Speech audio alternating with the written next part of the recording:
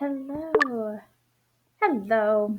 So, what we are going to be taking and doing is starting in on our new chapter. Now, I know you guys don't have your workbooks, but it's okay. I will be taking and posting a PDF of the practice problems. So with that, you can take and either, if you have a printer, you can print out the PDF and then write your work right there on that paper and then send it back to me with your written answers. If not, which I'm guessing, you don't all have printers, most people don't, that's okay. What you're going to take and do instead is you're going to write it down on a separate sheet of paper. So you'll be taking and writing on a blank sheet of paper, notebook paper. You're going to put problem 1. Well, you're going to put what lesson it is. Then you're going to put problem 1, answer it. If there's multiple parts, make sure you're labeling what those other parts are. That way I can take and grade it. So try and make it look as much like the actual practice problem set as you can. Obviously, you don't have to draw any of the pictures or anything like that, but do show me your work. And then make sure you're circling or boxing your answer so that way I can find what your answer is as easily as possible. Also, make sure to write as neatly as possible, being as this is going to be an online thing and I'm going to have to be looking at pictures of your assignments. Please do try to make sure that you do write as neatly as possible so that I can grade it easier. If I can't read it, I will be marking it wrong. I know for some of you, handwriting can be a little sloppy, so try to write your absolute best for me on this, okay? Like I said, if you're going to be doing your assignments that way, there will be a place that you can submit them on Canvas, the pictures of them. Otherwise, you can also email them to me if you're not comfortable submitting them on Canvas, but just take pictures of your assignment and then submit it back to me. So what we are looking at today is 8th grade, Unit 8, Lesson 1, and we're going to be dealing with finding the area of squares and rectangles when they aren't perfectly lined up on the grid lines. So we have them at slight angles, so we don't actually know what the side lengths are. So we're going to look at different ways of taking and working with that. All right. So if we look at the screen here, whoops, didn't mean to write on it. The first thing we're going to look at is decomposing to find area. So you guys know that we can take and find the area of this, even though we don't know what the lengths of our sides are. We can take and find the area of the large square and then subtract away the small triangles. So if we look at this, the area of the side length of our large square is 1, 2, 3, 4, 5, 6, 7, 8, 9, 10. So this is a side of 10. We're going to see how well I can write on this. Kind of, sort of. You get what I'm trying to say. And then our other side is also 1, 2, 3, 4, 5, 6, 7, 8, 9, 10. So it is truly a square. It is a 10 by 10. So the overall area of this whole thing is what then? 10 times 10 gives us 100. So we know the overall area of the square is 100. Now we have to take and worry about our triangles. So formula for finding the area of a triangle, we have 2 of them.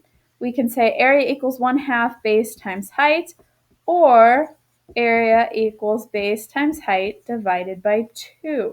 So these are our 2 formulas for area, as you well know, or at least as you should know.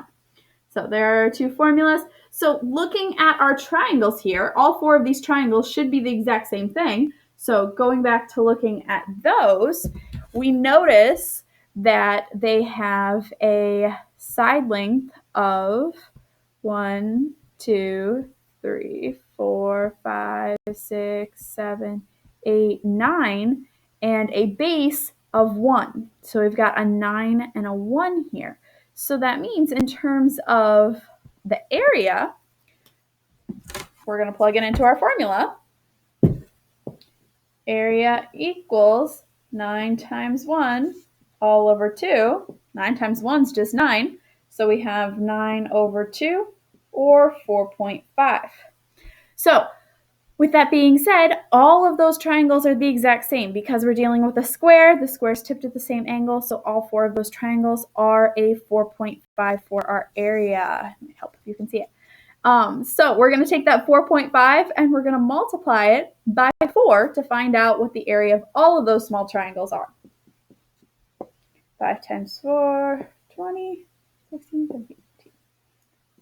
So that gives us 18. So the area of all of those triangles is 18. The area of the whole entire square, we already said, was 100. So we're going to take 100 minus 18 to find what our answer is. So we end up with 82. So the area of that blue shaded square is 82 units squared. So anytime we're dealing with area, we're always going to have labels. It's always going to be squared for our label because we are dealing with a square value. We're finding area. Area always has units squared.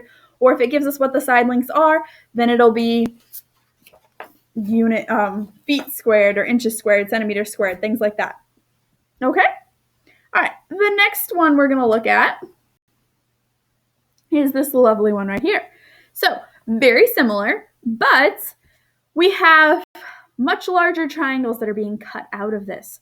So once again, I believe this is another 10 by 10, but we'll count to be sure. 1, 2, 3, 4, 5, 6, 7, 8, 9, 10. Okay, so once again, we have a 10 by 10, meaning the overall area of the whole thing is 100. Now, finding the area of each of the smaller triangles, so each of these triangles here, the white ones, we're going to look at the sides. So we've got 1, 2, 3, 4, 5. So it's a 5 by 5. So into our formula, area equals 1/2 times 5 times 5. So 5 times 5 is 25. So we have the area equals 1/2 times 25. 25 times 1/2 is 12.5. So the area of each of those white triangles is 12.5. Now, there are 4 of those. They all have the same dimensions because, once again, we're dealing with squares, so it's going to keep those dimensions the same. So we're going to take the 12.5 and we're going to multiply it by 4. So once again, multiply by 4.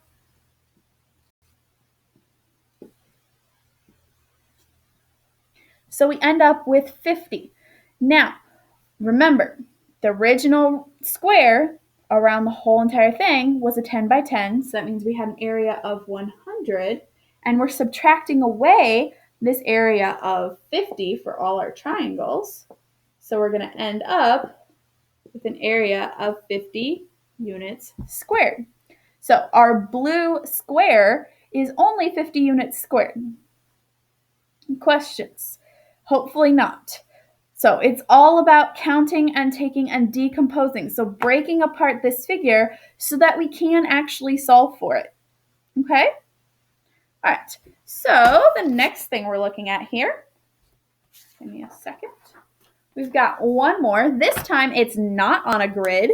Instead, we're given the different values. So we already know what the side links are. So once again, it's a 10 by 10. If we add the 7 and 3 together on each of the sides, we're going to have that 10 by 10. So once again, we're dealing with an area of 100 for the overall figure.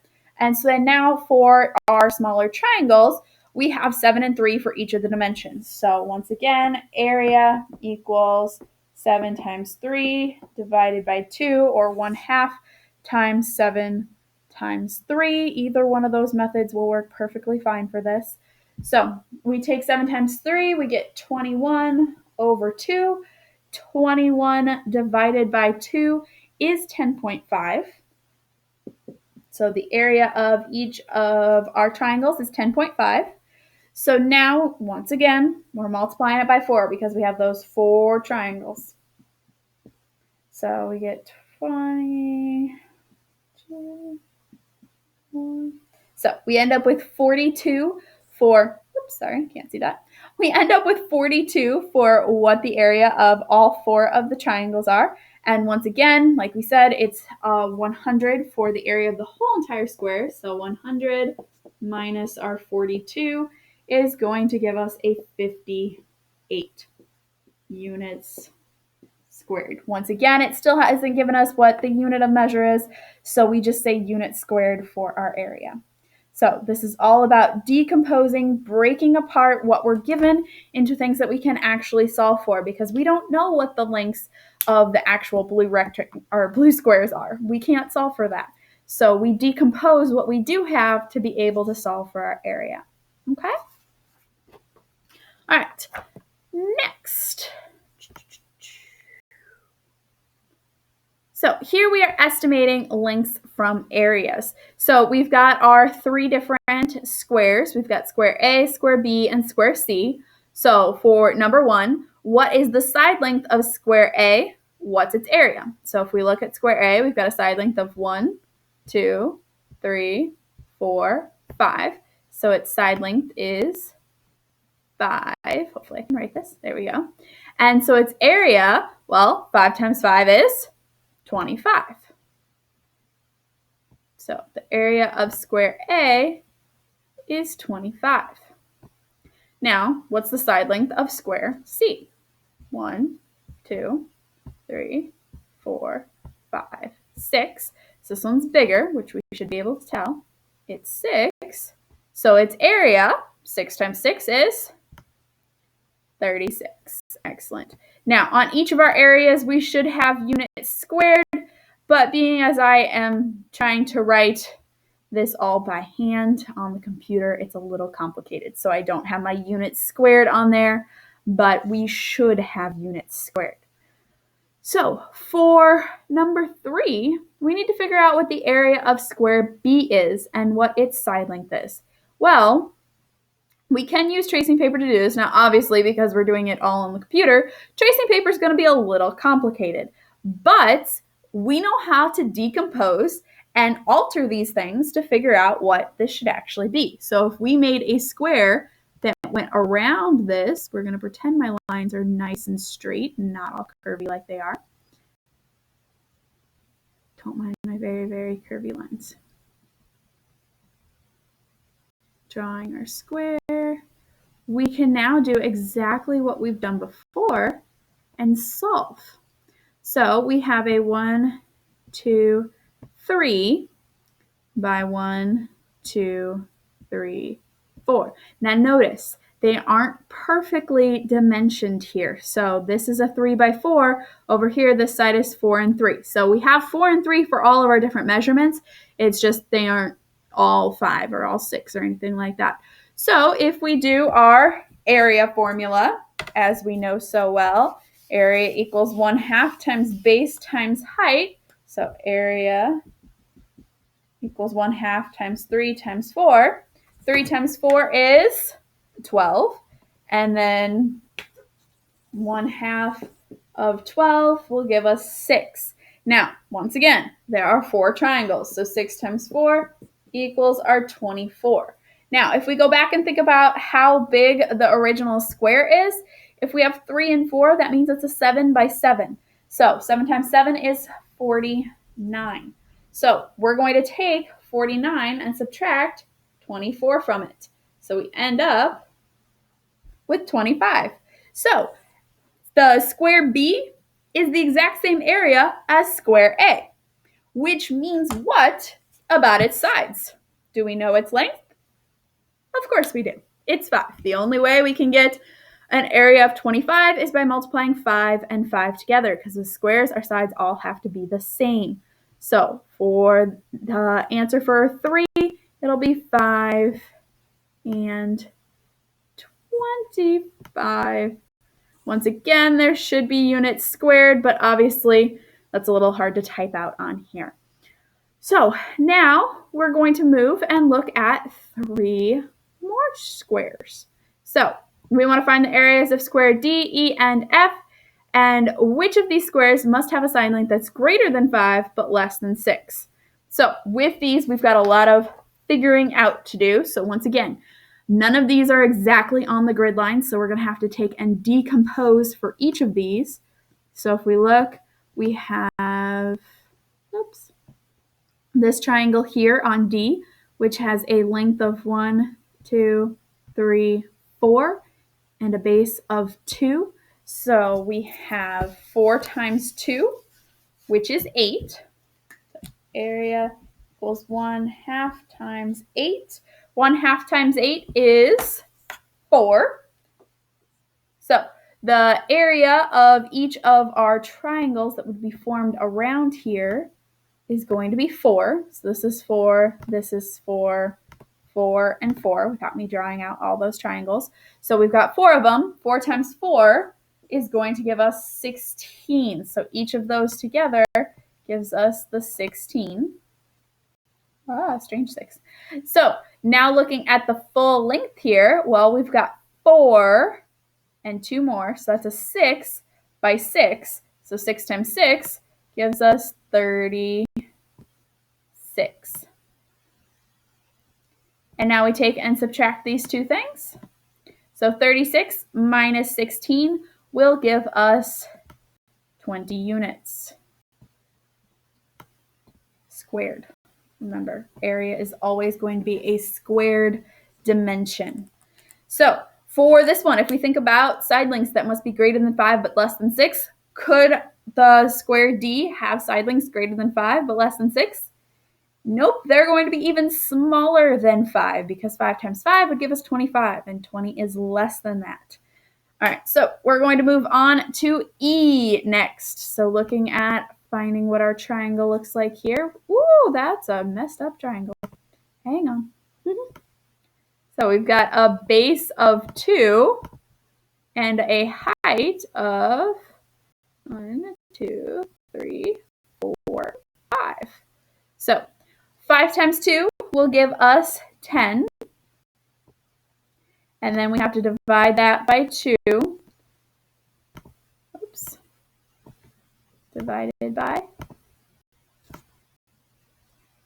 2. So each of our triangles then is going to be 5. And as we know, there are 4 of them. So 5 times 4 will give us 20.